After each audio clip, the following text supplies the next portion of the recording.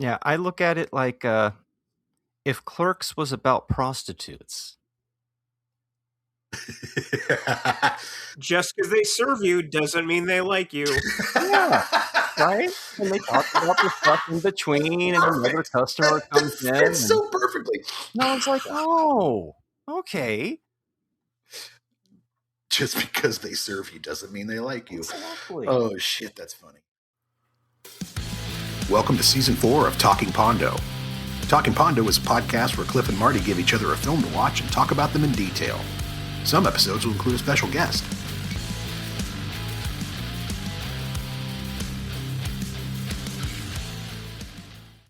Mrs. Bates needs her payout for the night will not be seen this week, so we may bring you the following desperate measure. Mrs. Bates running the, of course, the what do you call it? I don't want to call it a whorehouse. I guess it's a... Norman, can you just stay one more hour, Norman? One more hour. I'll get a replacement for you. And then he eventually snapped and started killing everybody, including his mother. That makes sense. That was a deleted scene. Yeah. I mean, that's a little more compelling than, what we've got, I think. Anyway, welcome back. All right. So we're back. It's Talking Pondo once again. I'm Marty. And I'm Clif. And we have another guest this week because we just keep cramming the guests on because we have a lot of people that want to be on the show. And we have more fun having somebody on the show than just doing it ourselves. I think we do enjoy doing it ourselves, but it always seems to be a little bit more something to it. And the guests always bring us a movie that we probably never would have gotten around to, which is also something I enjoy. But keeps us on our best behavior too, Oh, is that the whole thing? Like when people know the camera's on them, they exactly. I like there's a camera on me? No, yes, right now. No, yes. I can't deal with this. A microphone. Yeah. Well, they said the Beatles during the last like 2 or 3 albums they had to keep bringing in guests, like Clapton and Billy Preston and so on to keep so they wouldn't fight amongst themselves. They were like, we have a guest here, we can't fight. Not that Marty and I fight, but I'm just saying keeps us on our best behavior. Having a mic or a camera on in front of us since 1990, I've kind of left the whole best behavior thing way behind the dust, and I'm pretty much just myself at this rate in front of the mic. But today, you've heard today's guest on his podcast, One Track Mind, and of course the classic, The Coolness Chronicles. If you don't know that one, you got to look it up. It's Ryan Luis Rodriguez. Hey! Hey, hello! Hey, oh, sorry, that's like and subscribe moment. My apologies. Like and subscribe, your Zuzuvela noises. Welcome to the show, Ryan. Thanks for coming on, buddy. Of course. I'm so happy you guys invited me back. Yeah. Good to have you back. Yeah, we keep saying we got to come around and get the voice back on again, and so it's finally happening. We just had it took a while, yeah. Just had Rob on, and so you and I think Big Ben's coming up. Mm-hmm. They need to get Dylan to finish out the quadrilogy. Exactly. Yes, exactly. He's probably coming in for the holiday episode. That's right, again. Figgy Pondo. Yeah, Figgy Pondo. He seemed to love yeah. doing that so much that we'll have to bring him back. He talks about it before every recording that we do. Wow. Well, I mean, he offered to do it, so we gave him, and then he kind of mildly complained through the whole episode, which I found very endearing, where he was just like, I didn't actually think we'd do this. He did have to watch Mixed Nuts, so. Mm-hmm. Oh, that's now a Christmas classic. Come on. We'll make him watch Mixed Nuts again this year, but don't tell him. But speaking of Mixed Nuts and the Schlenzoverse, we have some listener mail that we can get to real quick here. Oh, sweet. Both of these responses were about the Send Help and the Quiet Earth episode we just did with Rob Maynard a few weeks back. So the first response was from Danielle Hoy, from the Hoys over at Bravo the B-Side. And she says, I feel like our movie watching habits overlap a lot. Oh, yeah. So apparently she's watching stuff and then we talk about it on the show next week. That's always kind of funny how that ties in. And we also have, hey, imagine this. Dylan J. Schlender writes in and says, Maynard's idea of a unified Schlenzoverse intrigues me for reasons I cannot quite put my finger on. Which is responded by Rob Maynard saying, Whoa, and your name is Schlenzo. What are the odds? And Dylan says, I think the idea came from a truck. So that was our listener mail for the week that I keep wanting to call viewer mail, but nobody can actually see us. I love how we're somehow in the Schlenzoverse. Like, we didn't start the podcast to be in it, but there was enough gravity that we just got caught in the orbit, you know. And it's like the Sony Spider-Man universe where you're kind of on the side. You're in Venom right now, but then when you step up to the Schlendoverse, then you're in the Avengers all of a sudden. Okay. Venom's not. I mean, I'll take that over Madam Web. I don't know. Madam Web's kind of fun. Next week, Madam Web. Oh God, I would love next time I bring it and I bring that on. Oh man, that'd be amazing. You guys would hate me so much. Probably. I still haven't watched that one, but I haven't. I mean, look, man, I'll hate watch something and then talk 20 minutes about how much I can't stand it. No problem. Mm-hmm. Yeah, I'm all about that. Oh, there's more than 20 minutes worth there. Trust me. Yeah, I believe it. The only sarcastic recommendation I've ever given on Reels of Justice.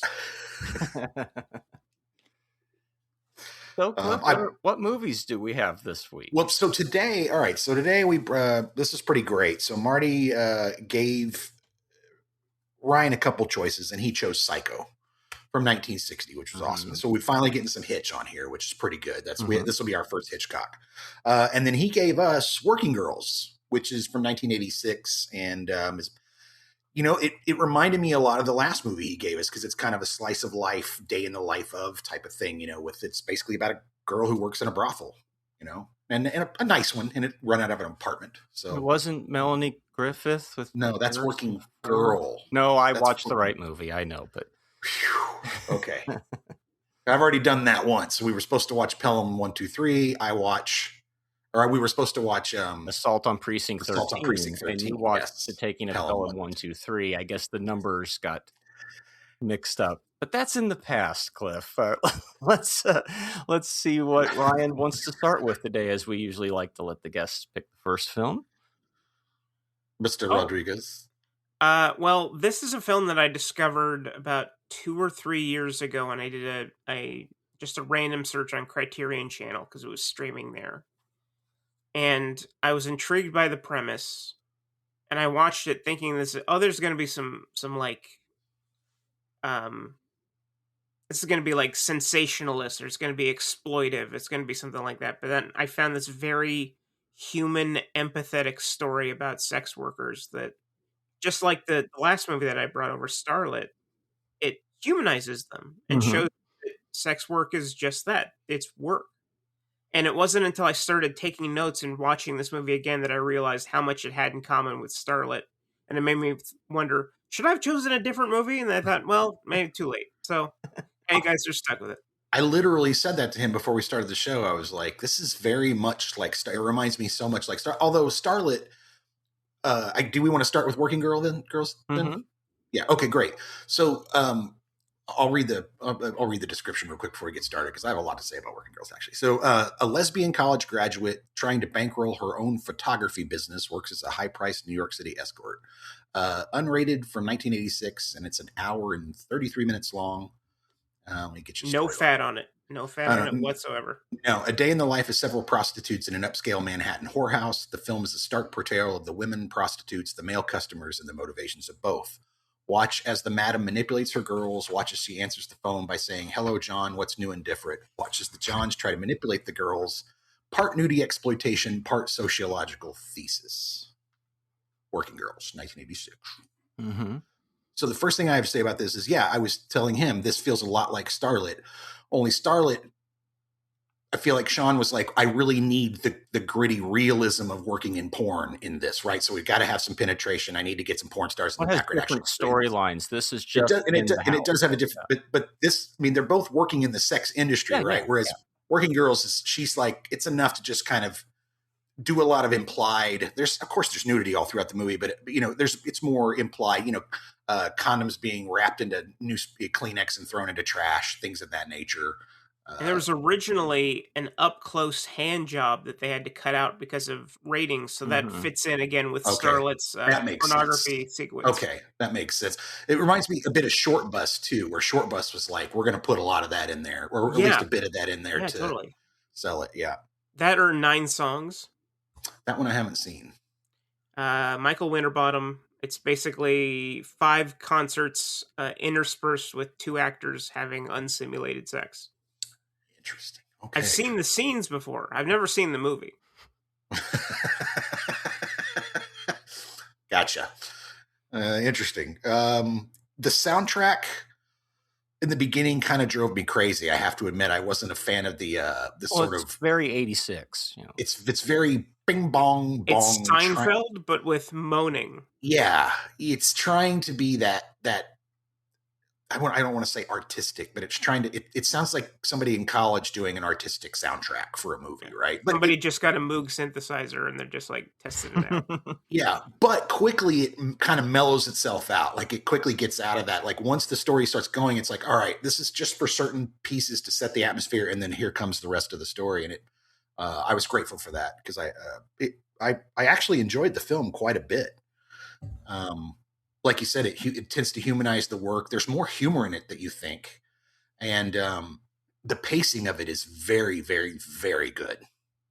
Like I was an hour and 10 minutes in before I looked up and went, how much more of this movie's got? 20 minutes. Holy shit. Okay. This is over. Yeah. Yeah. I look at it like if Clerks was about prostitutes. Just because they serve you doesn't mean they like you. Yeah, right? And they talk about the stuff in between, and another customer comes in. It's so perfectly. No, it's like, oh, okay. Just because they serve you doesn't mean they like you. Exactly. Oh, shit, that's funny. Now, I thought I had seen every movie from 1986 that was even close to mainstream, but I hadn't seen this one. I remember seeing it in the video store, seeing the Charter Home Entertainment logo on the box, because for some reason or another I memorized details like that back then. But watching this movie the other day, realizing, no, this is a first-time viewing. Oh, there was no this. internet. That's why you remember things from back there like that. Is that what it is? Yeah, I think so. So I'm watching this, and I'm about 25 minutes in, and I go, I've seen this before. I can't remember. I can't get a clear memory of it, but something about this seems super, super familiar. I'm sure I saw this on Cinemax or the movie channel late at night in the 80s, blah, blah, blah, blah. And then finally we get to the scene where she gets hired by that dude, and he wants her to play a blind girl, and he wants to be the doctor that cures her blindness. And I started laughing so fucking hard because that's the scene I remember. Like it all came like a water, like somebody just dumped water. I was like, oh, I've seen this movie. I remember this now. Because I remember as a kid, I was probably 13 or 14 watching this and laughing hysterically because, of course, you know, as soon as she says doctor, I can see he comes. And that's fucking so funny and ridiculous all at the same time. I laughed for a good, I had to pause the movie. I was laughing for like 5 minutes, both from the memory and from the scene itself. It was fantastic. And according to the commentary, the one Japanese John that comes in apparently came right off the street and apparently smelled very bad, but they had to put him in the scene anyway because he was the only one that would actually perform. Oh, wow. Well, that explains the realism. Yeah, put him in the shower. Jesus. Do we know how much this movie costs? Like $700,000. Okay, IMDb says 300. I believe that better. 1.7 million worldwide. Hell, she made 8 times her money back on the thing. That's really well done. This is a textbook example of how to make a low budget movie as a first time director. It's a perfect example of limited locations, limited actors, limited wardrobe, hell, even limited coverage shots. There's a lot of just full, you know, it's almost like an assembly edit, but it pulls off exactly what it's trying to do, right? Totally agree. Yeah. Just a brief correction. It's her second film. Oh, second. Oh. Well, it feels still right around in that, you know. Yeah. It still definitely feels like an early film for a filmmaker. Yes. I think it's a very smart film. I agree with you that, you know, again, it's limited locations, limited blah, blah, blah, so on. But she's also smart enough to write a script that's highbrow enough that you can follow it and kind of get intrigued with what's going on, this push-pull with the madam where they're stealing from her by reporting halves instead of wholes, and then the madam showing up and throwing a fucking fit about, with the blonde girl that she hates. There's the great quote in there is, "We have a blonde, a college girl, and we have Gina," which I thought was fucking hilarious. I was just like, damn, way to just, throw shade at one of your girls, right? But very smart. And so you can get in it. It also, in the 80s, this type of art house type stuff, it always had nudity in it, right? So she gets everything in there that's going to hit all the buttons to play in those art house cinemas. This is never going to probably play in a big theater, get a big run. Oh, not in the 86, yeah. But it is going to be intriguing to people who are into these kind of artistic films in the 80s, in my opinion. Very smartly done. And it's not nudity that's sexualized. Oh, no. She made a big effort erotic. to film the nudity from a female gaze. Mm-hmm. Yeah, absolutely. Well, and it's, if you're 12 and you've never seen boobs, or you're looking to see boobs, you might find it erotic. But if you're, Jesus Christ, if you're an adult and you're like, oh, this isn't really what they're going for at all. Right. Like, this is just, it's neutral, right? It's neutral. Yeah. I feel like the whole thing, it's very matter of fact. It's so clinical, so transactional. It's like, it's not erotic. So the question is, why? Well, we all know the answer. Some guys are wired to, this strange cuck level of kink. Humanity is weird, but they are just people. But why are we as humans so weird about the act that is essentially just making more people? That you can't connect with another human, so you have to go to the prostitute, and it seems like this movie portrays them as people who just want to have a connection, but they don't know how to talk to people. And so there's a layer of sadness over the whole film, I thought, which gave it that kind of dramatic pull as well, because it doesn't provide answers. It's just very matter of fact, like this is an what example it is of the high scale,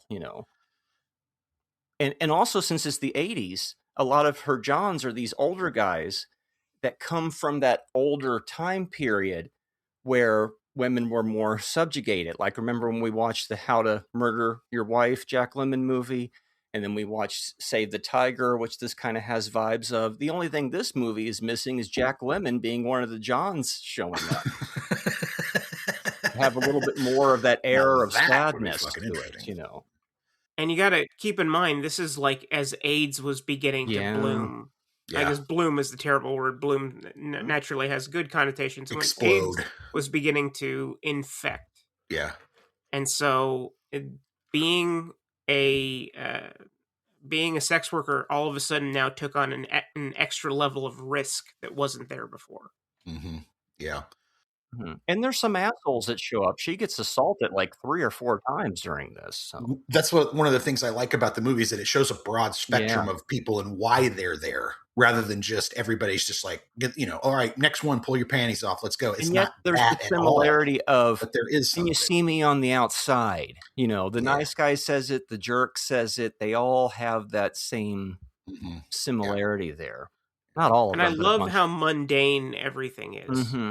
Like, there's a moment towards the end of the movie where they're celebrating a birthday and they give out a birthday cake. And on the commentary, Lizzie Borden's like, the only difference between this and a corporate environment is the fact that there are prostitutes here. It's like, but it's a corporate environment. I'm pretty sure there are prostitutes there too, but still, it's just a different environment. If it was corporate environment, it would be pizza, probably, instead of cake. Corporate environments like to order a lot of pizza. And who drank all the Gatorade? Right. Shoe polish smell, motherfucker. That's funny because, I bring up Clerks, and if you remember when we covered that episode, I had this whole rant where I focused on one aspect of the movie that nobody else in the history of the film has ever focused on. Dante stealing newspapers from the newspaper machine, and how much that irritated me as a newspaper delivery driver at the time. But then I realized his driver wasn't giving him his papers, so what other choice did he have? Well, the weird thing that happened in this movie is, and you're going to have to let me know if you remember this phenomena, Ryan. At the very end of the movie, she deposits cash into an ATM. Yes. She puts the cash into an envelope first. Remember when that was the norm, Cliff? I Before they do. switched the Yes. Oh my ATMs God, you're over. taking me back, man. Blew Yeah. my Taking me back mind. I'm 15 years and Yeah. oh I my forgot God. all about Yeah. that. And there were different ATMs had different types of envelopes because Mhm. some of the ATMs had that envelope where you had to pop the end of it open like you were trying to get a apple pie out from McDonald's out, Oh, and then yeah, you slide the money in, and then you put that in, and then others you had just had the envelope that you'd put the money in, and bam. Wow. And they actually had the envelope dispenser on them, which, Mhm. my Yes. God, I cannot Yes. find an ATM that has any semblance of that whatsoever now. Yeah. Even in gas stations. I can't even imagine putting fucking cash into an ATM now. No. I can't even. No. I just can't even. I wouldn't do it. I'd just go to the bank, I think. Yeah. It's just the cool thing about these older movies. That's a It's great pull. I mundane at the completely time, missed that. but they captured a piece of history without even realizing the technology that stayed it. It's all cultural anthropology. Well, that's from what I understand. That's why a lot of these like 60s and 70s home movies are very, very popular with people, and they're archived on archive.org a lot because a lot of it is just like, look, this is people at the beach. This is what the beach looked like in the 60s. This is what the fucking beach house. This is what the lifeguard shack looked like, or this is what you want to, whatever. I don't know if you guys saw the interesting. movie Model Shop. Hmm.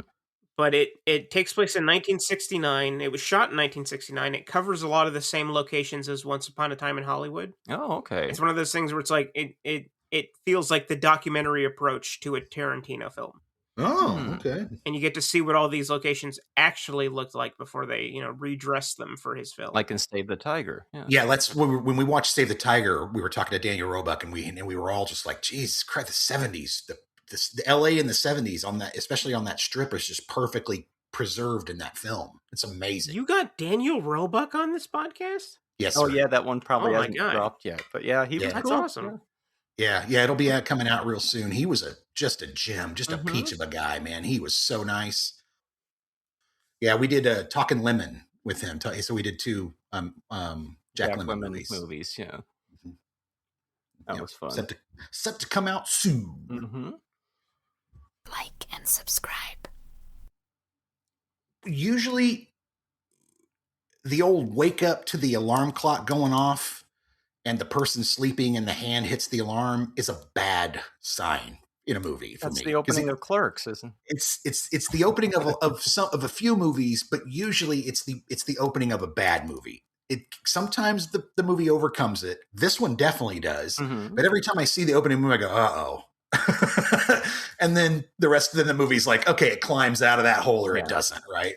And so for me, that it's one of those things I think we learned in class where it was like, film class was like, don't do that. It's so overdone. Don't do it. It's, type of thing. So every time I see it, I'm like, is the movie going to overcome it or not? And this one definitely does. I like that slow pull down to where she's just laying with her girlfriend, and you're like, she's just that moment before she gets up, and then later on, of course, you find out, oh, her girlfriend doesn't even know she does this. Well, that's interesting. And she hides her clothes in a drawer. Yeah. It says that she's just taking photographs during the day. So Yep. I mean, I can understand why you would be embarrassed about something like this, especially when it's as stigmatized as it is. Mhm. Yeah. But then again, if your partner finds out, that's going to fucking be really bad for you, Yep. Do you think she genuinely quit the job at the end? Because the movie kind of, with that last shot with the credits rolling with her eye open, gives is she wondering or not? And the credits end and her eye closes. And it's like, oh, there is hope. That's how I took that. But I personally believe that she would go in the next day. Mm-hmm. That's what it seemed like. Maybe give her 2 weeks notice. I don't know if that's how it works in a brothel, but Working girls too. The next I'll day. give you 2 weeks to replace me, and then I'm out of here. Is a weird thing for a brothel, but I guess it depends. Yeah. I don't know. I feel like to me, it felt like she was just like, I've had enough.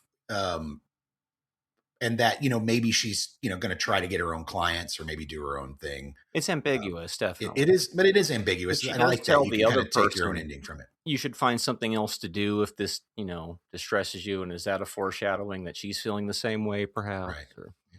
That new girl was just a freaking nightmare in that. It was just like, oh God, what is she doing here? Like that, she seemed so shiny and fresh and innocent compared to the other three girls that were there. It was just like, oh, this is not going to go well for you. You can tell right away this is not going to be good. Yeah. And the African American sex worker who basically gets told, "Listen, a lot of guys are not going to want to sleep with you." And it's like, Yep. well, that's a great first day. Wow. Yeah. Horrible Yeah. bosses. Well, and you could tell. By the way, I'm a she's just racist. Welcome to the industry. And my boyfriend would take you upstairs right now. So maybe that's why she said it, because she's jealous that her boyfriend wants her. Well, I'm sure there's a multitude of reasons why that character does what she does. She's a handful. She's a good actress, but my God, that character, that madam. Yeah, she's definitely a terrible person. Let's put it that way. To put it mildly, she's a terrible person. So compared to Starlet, because I thought Starlet it's similarities, but of course that one has the whole different story about the daughter that the older woman never had, or she left, or whatever that story was with that. And this one is more contained just to the slice of life one day. Like I thought, oh, this movie's not really going to have an ending. It's just going to stop, right? And it's like, no, the day ended and she went home. So I guess that was. And Starlet's more of a comedy than anything else.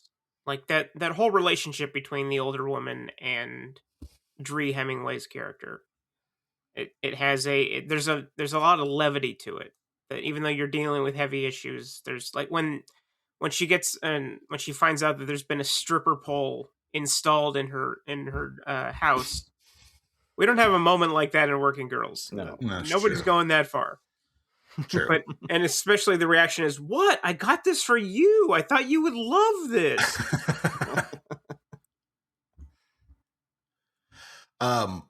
So the madam is actually in Maximum Overdrive. She plays Wanda June in Maximum Overdrive. She's the one who runs out screaming, "Why are you doing this to us? We made you. We made you." That's her. That's her. Yes. Well, it's funny when you make those connections and you don't realize. Oh, that's. I knew I'd seen her in something else, and I just couldn't figure it out. But yeah, that's her. Same year. Yeah, that's hilarious. And then the blonde Amanda she's in Beach Girls.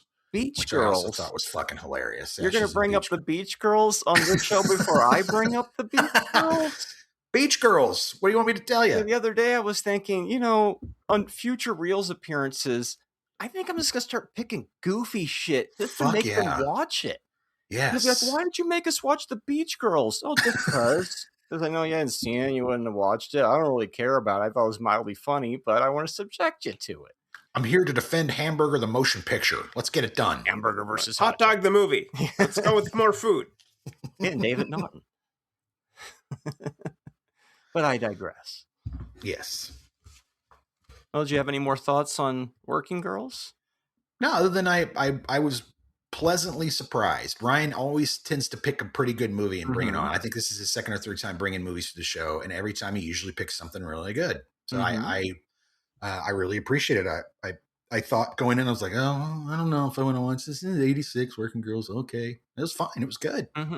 Like I said, I looked up an hour and 10 minutes into it. I was like, how much time have this got left? And it's basically over.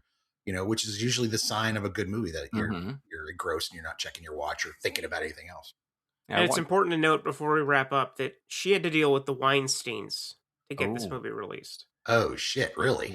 Yeah. Harvey was apparently really intrusive, no pun intended. Shocker. In the I'm sure he wanted to be on process. set. Yeah. Oh, the post process. Sure. Yeah. Well, he's known to do that though. Go in and force you to cut your movie and get it to a certain point where he can distribute it, right? Yeah, but even though there's a shot of blood being washed out of a diaphragm that got them an X rating, so they instead went unrated so that they wouldn't have to cut that out. Which, of course, hamstrings your movie financially because you can't advertise in papers and do all that stuff. Well, but again, I think, this is never going to do a big movie run, right? Like, it's never going to sit in AMC, never going to go to a multiplex, but it's going to go to the loft, and it's going to go to art house cinemas and probably do pretty well, especially in 86 or 7 when this came out. Yeah. And this is also right up Miramax's alley, small art house, not very expensive, back in the mid to late 80s when they were just getting going. Sorry? Pre-Disney. Yeah. Yep. It reminds me of, in a way, Henry Portrait of a Serial Killer, because that was 86, and that was, doomed with its unrated status because it was a little gritty, and then it And had now to take everyone until heralds it 90 to as come the out. scariest movie ever made. Yeah, I It's still fucking think so too. Awesome. It's amazing.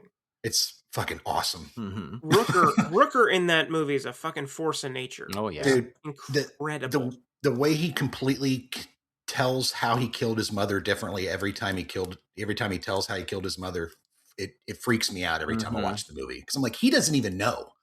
I don't even believe he even knows how he killed his own mother anymore. No, I think it's in his fucking head. He's so gone, he has no idea. There's so many he just people. tells whatever. Yeah. And speaking of Anyway. the Kevin Smith connection, he was the bad guy in Mallrats. That's right. It all comes full circle. Done it. And so I just got a projector. I haven't had one in a while. And so the first movie I watched on the giant wall was Working Girls. And about halfway through, I thought, oh, I hope the neighbors aren't looking in at this protracted sequence of this guy's stomach while something is going on below it. But it did make me feel like I was at the art house watching it, though. So, Cliff, what do you give this one on a scale of 1 to 5, or the 1 to 10 gentleman's scale? I'm gonna go 7. Okay, so that's Gentleman 7. I'm gonna go 3.5. 3.5. It's not something that I'm gonna watch a lot. I don't know that I'm gonna have a lot of rewatchability with it, but I think it's really fucking well made, and I think it's well written. And I enjoyed it, and if somebody put it on again, I wouldn't, probably fuss over that, but I don't know that I'm gonna, hey, I'm gonna watch that again, boom, type of thing. So 3.5. Yeah, I'm right there with you with 3.5. I really enjoyed it. It didn't knock my socks off, but I don't think it was intended to do that. I think it was one of these, look, I'm a competent filmmaker, look what I can do. And I would think that any competent filmmaker with a decent budget should be able to make something like Working Girls. You hear the old adage of oh, my 5-year-old could do better than that. Your 5-year-old could not do better than that because your 5-year-old doesn't know how to light or to frame a shot or story sequence or anything. But a filmmaker with any kind of, know-how on what they're doing in a decent budget and a nice cast and a good script, you should be able to make a Working Girls. So I'm very, very happy with that. Ryan, what about you, man? I'm going to go Gentleman's 8. Mm-hmm. Gentleman's 8. I've seen this movie 3 times. The first time I gave it a Gentleman's 7. Second time I was like, no, this is better than I thought it was. And then now, this most recent viewing, I have nothing but esteem for it. Maybe if I catch it again, maybe I'll feel the same way. It's not that I won't watch it again. It's just I don't know that I'll immediately reach for it. I've got so many other things in my queue. Well, I would say, as somebody who's also a screenwriter, Ryan, do you want to, if you had the chance to make movies, would you want to be more of a Sean Baker type with the type of filmmaking you'd like to make? That's a really good question. That's a good question. Because, you come up with a halfway decent script of, who knows what could happen between the three of us. I think I would hope to be as good as Sean Baker, because he's hyper specific. Yeah. And he knows exactly what kind of story that he's trying to tell. And I'm not really, I'm better at character and dialogue, not story so much. So I guess that's more in terms with a Sean Baker, who's not really interested in the story mechanics. He's interested in how the characters interact and communicate with each other. Communication is the biggest thing in a Sean Baker movie. Yeah, because Anora is a very basic story. The one that he swept the Oscars with, that is a basic ass story. That is as simple as you could get. It's Snow White with sex workers. Right. Structure-wise, that's exactly what it is. But everything, it's the spaces in between where he really pulls it off. Right. Love that movie. Okay. Good question, Marty. Damn. Yeah, that's a damn good question. All right. Well, that brings us to our next one. Yes, the Ted Knight classic. Because if you blink, you will miss Ted Knight at the very end. He is the security guard at the end of the movie. Psycho, 1960. Cliff, what is it? Let's see here. Psycho 1960, rated R, 1 hour and 49 minutes. Ooh, R? Approved? Here. I watched the unrated version myself, an extra 4 seconds. As did I. The extra 8 seconds really made a lot of difference. You couldn't show a toilet back then or something. A secretary on the run for embezzlement takes refuge at a secluded California motel owned by a repressed man and his overbearing mother. Of course, directed by Hitchcock, written by Stefano and Robert Bloch, stars Anthony Perkins, Janet Leigh, Vera Miles. Your storyline. Phoenix office worker Marion Crane is fed up with the way life has treated her. She has to meet her lover Sam in lunch breaks, and they cannot get married because Sam has to give most of his money away in alimony. One Friday, Marion is trusted to bank $40,000 by her employer. Seeing the opportunity to take the money and start a new life, Marion leaves town and heads towards Sam's California store. Tired after the long drive and caught up in a storm, she gets off the main highway and pulls into the Bates Motel. The motel is managed by a quiet young man called Norman, who seems to be dominated by his mother.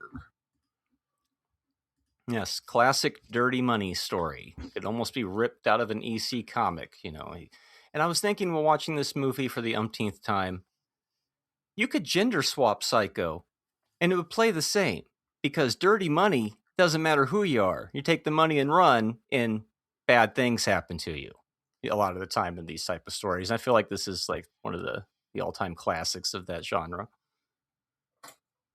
Do you gender swap Norman and Grandma, or do you just gender swap Norman? You could gender swap Marion and Norman, and the same thing happens. Because so then, who would Norman be impersonating then? Her dead father. Okay. And all you got to do is take off the N, Norma Bates. Yeah. Just it's already Norma there. Bates. Yeah, Gus Van Sant, were you listening? No, he just made that scene where Vince Vaughn masturbates while Yeah. watching Anne Heche in the shower. And in the unrated version of Psycho, there's almost like a hint of that's going on too with the peephole. At least it seemed like that in one of the half extra. I kind of feel like it's like alluded to as much as they could at the time. He kind of looks down and there's a pause or a brief moment. I feel like Hitch is alluding to it but it's subtle. It's very subtle. But I could. It'd have to be diverge into the whole Vince Vaughn thing as a whole separate pod. But let me try to stay on this one. One of the things I like the most about this movie is the whole movie. It's telling you exactly what's happening, but it's also at the same time deceiving you. It's going, well, it could be his mom. No, it's him. He's doing all of this, but it could be, maybe he is just cleaning up after his mom. But, and you watch it the second to third time and you know exactly what's happening, so you can look for the twists. But I feel like that's that push-pull, that tautness that on the first viewing, it's deceiving you while telling you the truth at the same time. And you see that all the way up through things like Scream and etc.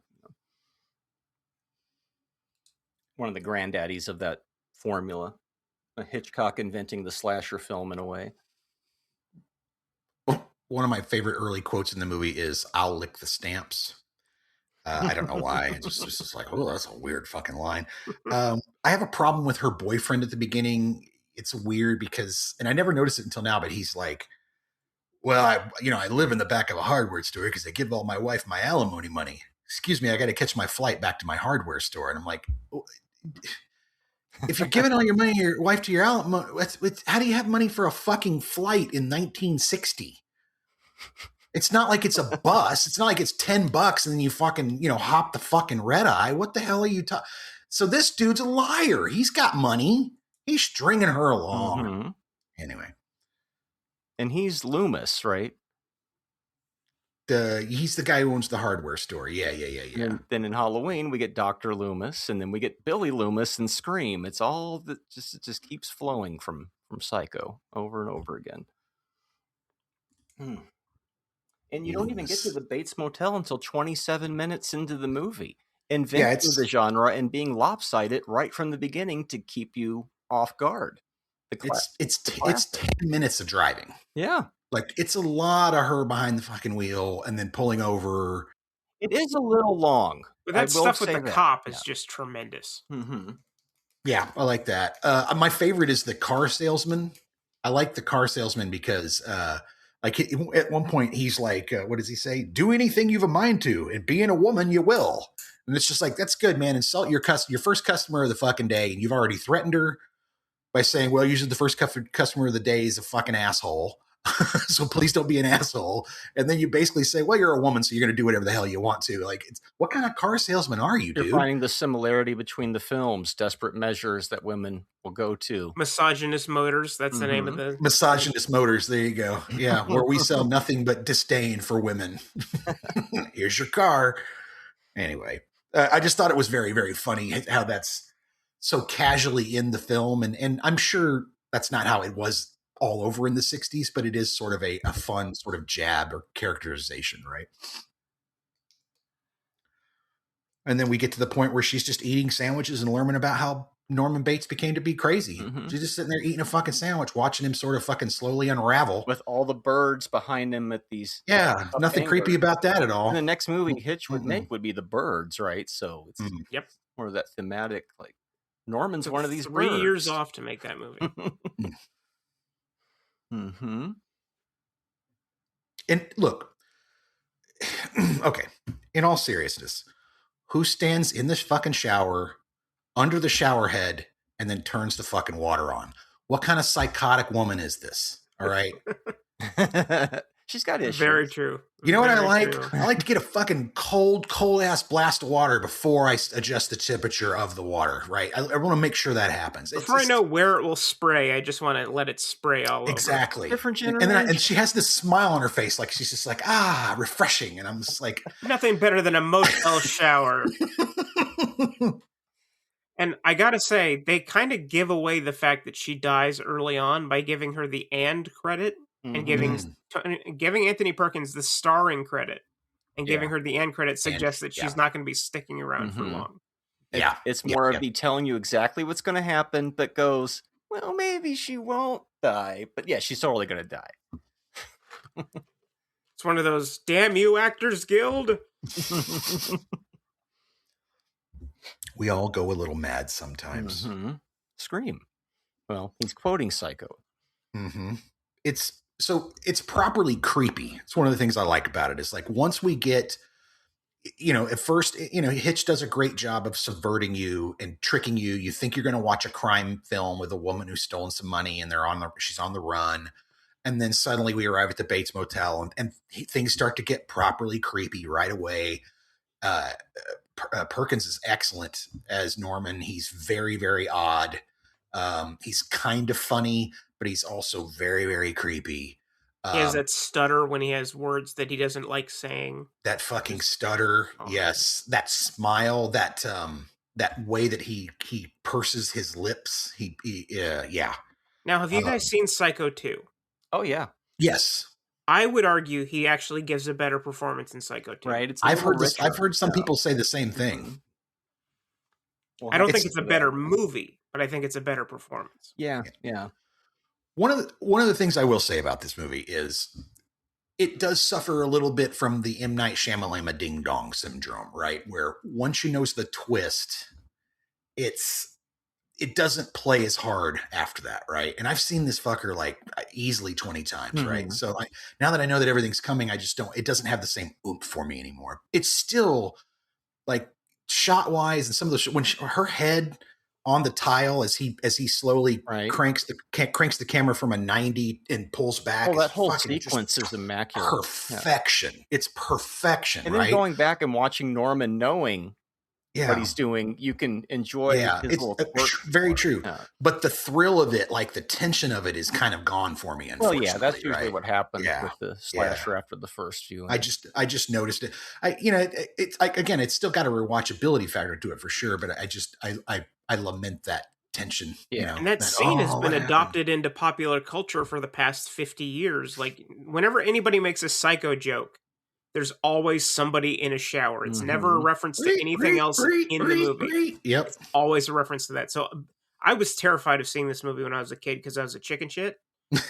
But now I can handle horror movies. But back then I didn't want to watch it, but I knew that she died halfway through. Just because of cultural osmosis. That's the only way I would have found out. Because my parents don't talk to me about stuff like that. It's something that I had to learn by watching a parody on TV and going, oh, so that's what it is. Gotcha. Well, yeah, and I mean, it's definitely, it's like Star Wars. I mean, it launched itself into zeitgeist and is part of everything, references galore, and it permeates everything. You can't hardly make a horror movie without somehow fucking referencing this fucking horror movie in some way.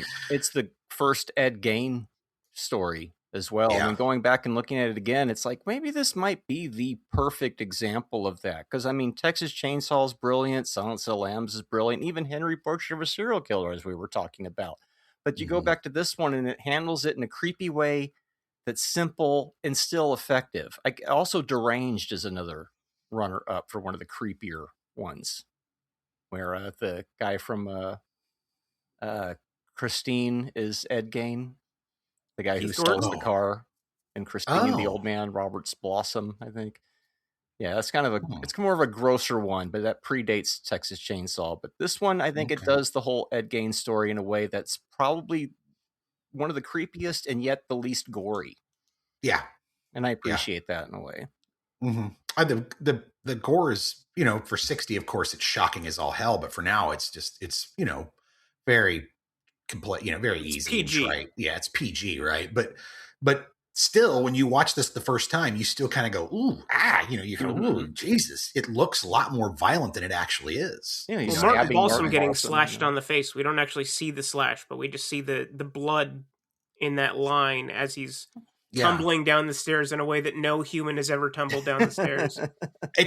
It reminds me of the opposite of Spike Lee. Spike Lee's got that shot where he'll put the actor on a moving dolly and he'll put the camera on and then pull it really fast through the streets and the actress doing that. It reminds me of the opposite of that, right? Where instead of going away from the actor, we're going towards them and the actor's falling backwards. I liked the shot a lot. I thought it was about a second too long, right, to really play, but it was fantastic. And you get to see he does a great job of the being stabbed and falling. And he's actually sitting in a chair as he's doing all that. Really? Yeah. Fantastic. Okay. So it is kind of like that then. Yeah. Interesting. So my other small problem with the movie is, so the PI basically just talks to a couple of people and then ends up at the Bates Motel, right? Like just in the quickest montage ever, he's like, and Bates Motel. He's good. He followed the trail, it's it'd be 2.5 hours if he went to the car lot. Although I wouldn't mind seeing that scene. I would have loved to have seen him at the car lot, but it's very hand wavy, man. And maybe they shot it and Hitch put it on the cutting room floor. Who knows? Gotta watch out for fat guys picking up cars here. I'm sorry, you're my first customer of the day. I usually say the most offensive thing before I start. That's right. Had a lady here the other day. Was pretty sure she was going to do whatever she wanted. I love that the mom isn't a skeleton. I love that it's this sort of badly preserved, kind of desiccated corpse, right? They're kind of stretched in dead skin. It plays a lot better than if it was just a skeleton with a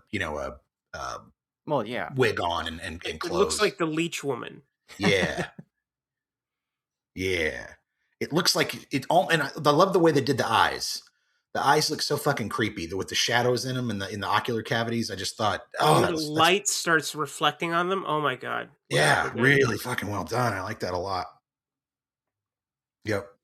But then it ends with this, it reminded me of How to Murder Your Wife, where it's like, well, got to have a courtroom scene for the last 10 minutes where we explain everything and wrap it up, right? And then here we come with the fucking psychiatrist who's like, let me explain to you what Norman Bates is all fucked up with. Here we go. You haven't been in who are you? Before. Oh, I'm the psychiatrist that's here to explain to you and tell you why this is all fine, and then you can leave the theater. Because not only is it horror, you got an education, so we'll get approved for this and we can release it to theaters, Did he kill someone? Well, he did and he didn't. Right. It's very Ed Wood, right? It reminds me of Ed Wood, where the guy comes out at the end and does the explanation.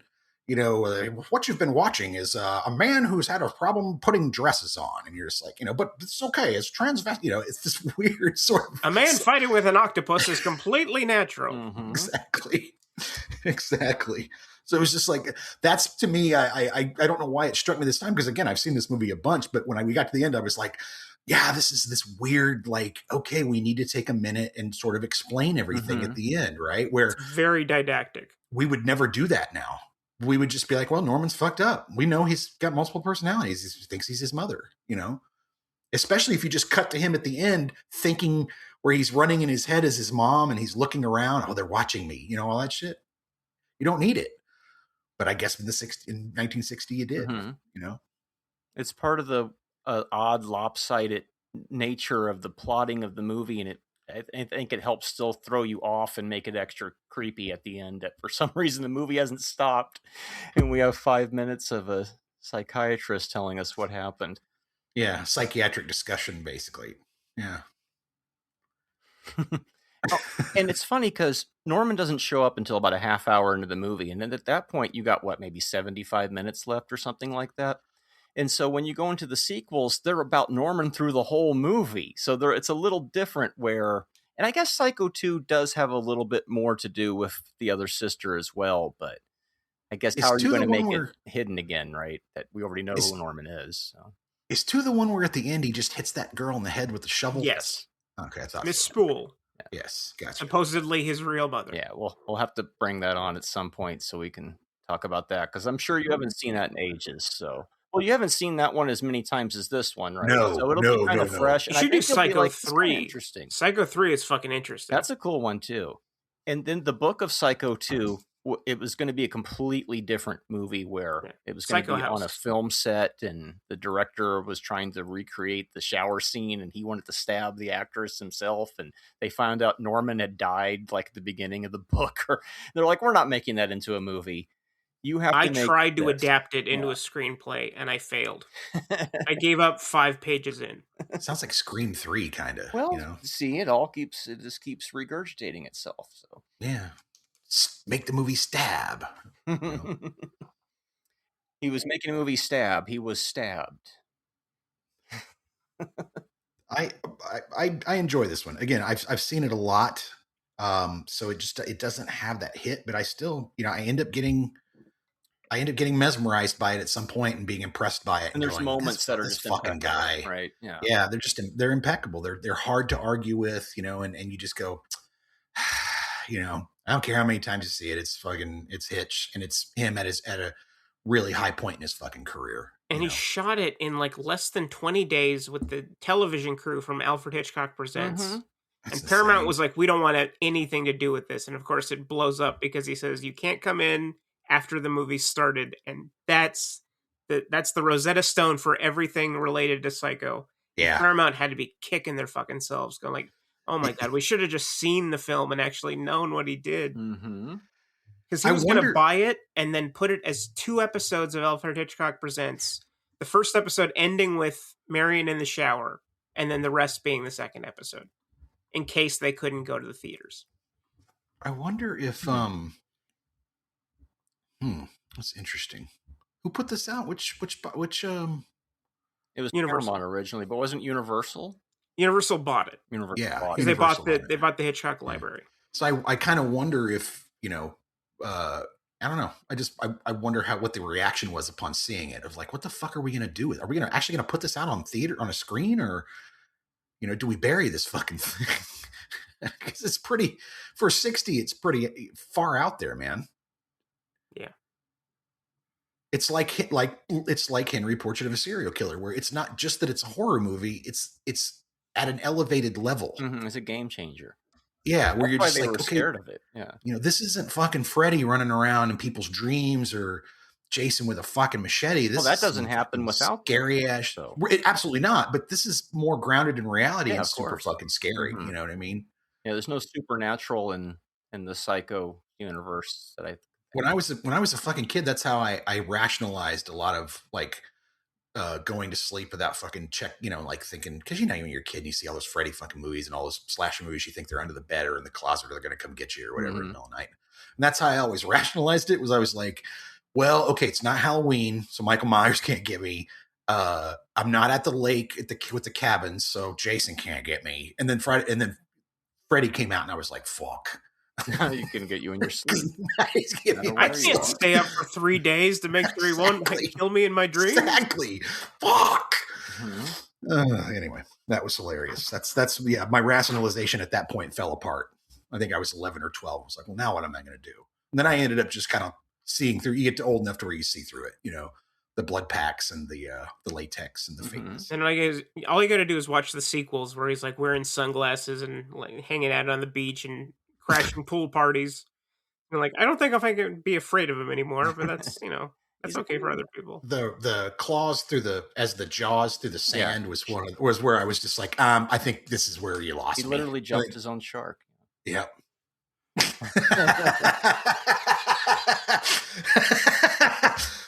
Yeah, golf. I think everybody went to go see Elm Street 4, and then nobody went back to Elm Street 5. So what does that tell you about Elm Street 4? Look, it's got some interesting kills, but not to go off on a tangent on that, but the last 20 minutes no of Nightmare them 3. running around in a circle over and over and over again. Yeah. 3's Dream Warriors, right? Dream Yeah, Warriors, I I love like 3. that one. Yeah. Yeah, I like that one a lot too. I think if you took the first one, the third one, and New Nightmare, you'd have a perfect trilogy. Yeah. Everything else is Freddy's Nightmares, the movies. It's the goofy, cartoony Freddy. Yeah. Although Freddy versus Jason is amusing. If more like a kaiju film. Well, it's weird because Jason X came up on the last program when we were talking with Rob. Jason X came up and I'm a big fan of that one. It's my favorite Jason movie, I think. Well, besides 2. Norman Bates in space. That'd be... Yeah. Norman X. That yet. Norman X. There you go. Norman X. Yeah, that's great. Directed by Spike Lee, and he can do those camera effects, right? They unthaw him, and there he is, looking for a wig and a fucking dress to put on. Yeah. Just imagine Norman X, a Spike Lee joint. That's going to be stuck in my head forever. It's going to sweep the Oscars next year. Hollywood, that's our idea. Spike, you have to call us about that one. That's ours. I know you're busy teaching at NYU, but come on, take some time. Listen to our pitch. We don't really have one, but we have a title. If you could take the time out for a Knicks game, you can take the time out to hear an elevator pitch. All right? That's all I'm going to say. What else, guys? That's all my thoughts on this one. Yeah, same. I think that's all it. Yeah. It's hard to come up with new things to say about this one. The last thing I'll say, though, I have one more note. You know when he dumps the car in the swamp? It looks like he's fucking dumping it in like the La Brea tar pits. Like it looks like he's just, dumped it into like just it's just black. It doesn't look like a swamp. Right. It looks like a giant pool of motor oil or something. I don't know. It looks more like a swamp when they're taking the car out at the end of the movie. There you go. Yeah. It looks like oatmeal at that point. Yeah, it's just dark and like it looks again like that dark consistency. I was just like, what is this? The La Brea tar pits? What the fuck? Oh, he was purifying the car in the waters of Lake Minnetonka. Lake Minnetonka. I didn't say that was Lake Minnetonka. That's not Lake Minnetonka. That's where Norman dumps the bodies. Charlotte was not happy about that. She did not like that. She did not like Prince tricking Apollonia into that. Purple Rain 3, Norman Bates. I don't know how we're going to mix that together, but, a remake of Under the Norman Moon. Ooh, see, there you go. Oh, there Graffiti you go. Norman. The Graffiti Norman. Yeah, she wore a raspberry beret. It's a song about his mother. Yep. Yep. Darling Nikki should have been called Darling Norma. Darling Norma. Yep. See, if we did song parodies on here, we probably would have had that already to open the show with. Oh my. Well, what do you give this one, Cliff? Let's start. I think overall, I mean, it's just hard to argue with it. It is. I have like I said, I have a few little itty bitty, tiny little grumbles with it. The hand wave with the PI, the sort of the long psychiatry explanation at the end feels very dated, feels very 60s. But shit, I mean, it's a really great fucking movie and it's a classic. I'm going to go 4.5 just to take the 1.5 off for my little tiny little complaints. Yeah, I'm in the same boat with you again. 4.5. Yeah. It's parts of it are absolutely perfection. And then there's other parts that are a little long by today's standards. But, it's funny how we keep bringing movies on the show and the guests tend to say, well, if I judge this movie against movies of its ilk, I would give it a 5. But if I judged it against every other movie in the world, I'd give it a 2.5. And so, right. And so as far as, all-time horror movies go, it's a 5. But as far as like just every other movie, I'll say 4.5. It almost makes me think, should we just switch to a thumbs up, thumbs down system on the show? Because the star rating is so difficult. Well, well, no, because you'd both be dead, and that wouldn't be fun. That's true. No, that's true. It's a good point, Ryan. What about you, sir? This was a movie that was kind of an awakening for me as a young cinephile, so I can't really judge the flaws of it anymore. And I'm tied for 3 in terms of my favorite Hitchcock movies. You got Strangers on a Train, North by Northwest, and this. So I'm going to go ahead and I'm going to be the nice guy and say Gentleman's 10. Yeah. Gentleman's 10. Gentleman's 10. Well, I won't fight you on it. That's for sure. I mean, I completely understand everybody calling it a classic. There's a reason why. Watch it, you'll see. And it's hard to argue with. You know, I just found this final viewing. I was like, oh yeah, here's a little thing. Here's a little thing. But that's honestly, sometimes the best meal is the one that has the one thing wrong with it that you can kind of complain about. It's everything else is delicious. The personality, if it would be too split in a way. Oh, well, Ryan, appreciate you coming on the show, man. You got anything you want to plug? Yeah, so I have 2 podcasts. One of them is called One Track Mind, where I review not movies, but the audio commentaries for movies and what we learn about the movies from them. You can find that anywhere you listen to podcasts. We have a new guest we publish it every other week. We have a new guest each time. Marty's going to be on in about a month and a half. Sweet. If you want to find that on social media, I'm on Instagram at 1. That is the numeral 1 Track Mind Podcast because somebody took ONE. OneTrackMind.bsky.social on Blue Sky. We're on Facebook. We're on Podchaser. And if you go to the official Patreon page at patreon.com/OneTrackMindPodcast, you can get up to 500 hours of bonus content, including the episodes that Marty was mentioning, the Coolness Chronicles, all 100 of which are up there for your perusal. And I also do another podcast that I technically co-host that Marty and Clif have both been on multiple times. Reels of Justice, where we have a fake court of opinion. It's a prosecutor, a defendant, judge, and jury try to conclude whether or not a movie is guilty of being a bad movie. You can find that anywhere you find One Track Mind. You can find it on Instagram and Twitter, of all places, at Reels of Justice. Nice. Well, good. I'm glad you still call it Twitter. Right. That's good. What I still call it. That's what it deserves, to always be called Twitter. Listen to I'll say this. Listen to Reels of Justice. It's a great show. Listen to Marty and I on it. We were recently on it prosecuting paranormal activity, and we swayed Ryan to our opinion. He was kind enough to see it our way, and we won that one. It was a fun episode. Well, he feels the same way about the movie as we do. But unfortunately, the verdict was overturned. What? Yeah, on our appeals episode that aired on Thursday, the ruling on Paranormal Activity, Rob got it reversed. Yeah, I didn't want to tell you about it, Cliff. I just wanted to just pass it on by because it's in the And we had him on the show again? What? He must really like that movie. That's what I thought when I heard that. Give me a break. Did he talk more about his love for Ghost Hunters when he got it? Yes. It came up briefly. Yes. Yeah, okay. I figured. So it just, Congratulations, Rob. We did You're wrong, but congratulations. We did a good enough a job that it made it to appeals. So that's how I look at that.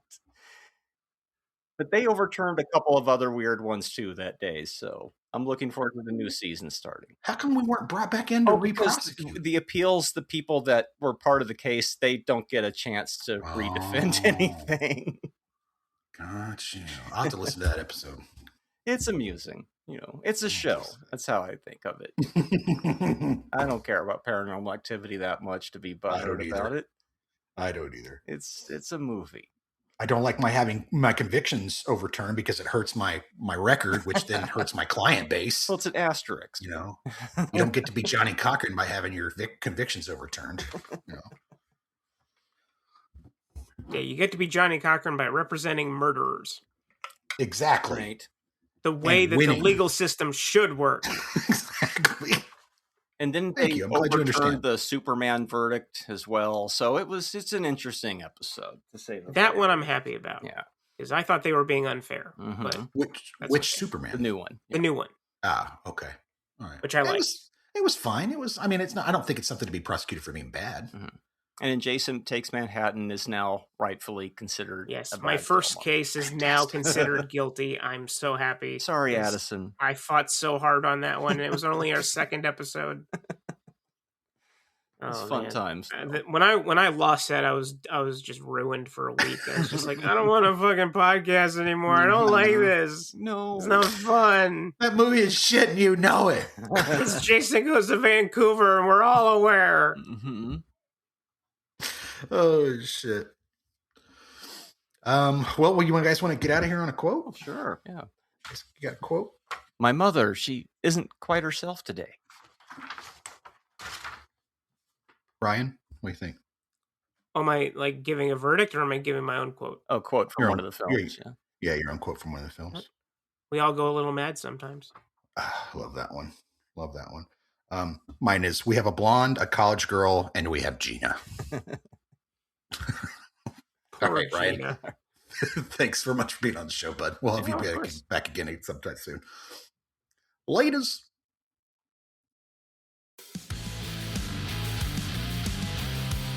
Don't miss an episode. Make sure you subscribe to the YouTube channel, give us a 5-star rating on Apple Podcasts, and keep listening to the show on the app of your choice. Do it now.